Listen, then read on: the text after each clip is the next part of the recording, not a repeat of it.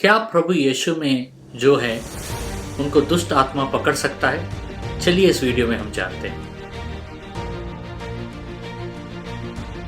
Bible हमें स्पष्ट करता है कि जो कोई भी सचमुच प्रभु यीशु मसीह में है और जिनमें पवित्र आत्मा निवास करता है, उनको दुष्ट आत्मा कभी पकड़ नहीं सकता या दुष्ट आत्मा उन पर हावी नहीं हो सकता है।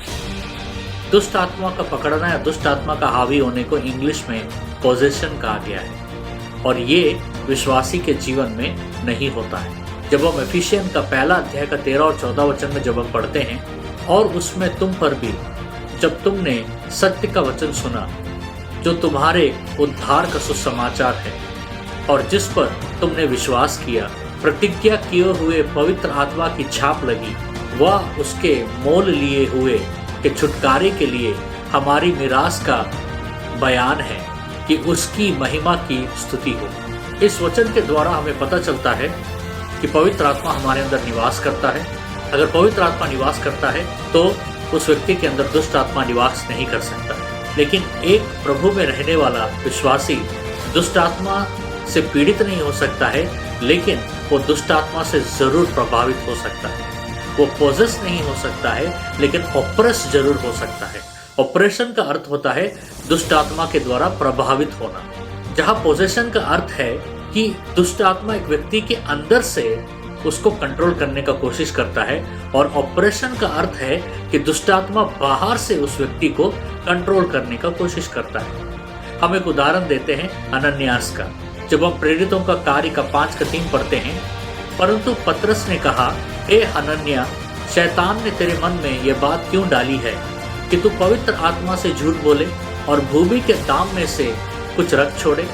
ये वचन स्पष्टी करता है कि अनन्यास जैसा विश्वासी को भी दुष्ट आत्मा प्रभावित कर सकता है, और इस प्रभाव के कारण उसने दुष्ट आत्मा का बात सुना। तो यहाँ हम देखते हैं कि दुष्ट आत्मा अनन्यास के अंदर से अनन्यास को कंट्रोल करने का कोशिश नहीं किया, बल्कि दुष्ट आत्मा बाहर से अनन्यास को कंट्रोल करने का कोशिश किया, और उसका दंड अनन्यास को मिला। और वो कैसा कि वो मर गया, और अनन्यास ही नहीं बल्कि उसकी बीवी भी मर जाती है, क्योंकि वे दोनों शैतान के चपेटे में आ चुके थे। ये बात हम मसीह में रहने वालों को चेतावनी देता है कि हमें शैतान की युक्तियों से संभाल कर रहना है, क्योंकि शैतान कभी भी हमारे मन को फिरा सकता है और हमें परमेश्वर के खिलाफ और परमेश्वर के वचन के खिलाफ भड़का सकता है। शैतान को हमें नींव नहीं देना है। विशेष तरीकों से विश्वासियों के बारे में मैं बात कर रहा हूँ। कोई भी गुस्सा जिसका क्षमा उन्होंने नहीं किया है, क्षमा उन्होंने नहीं पाया, कोई भी पाप उनके जीवन में अभी भी है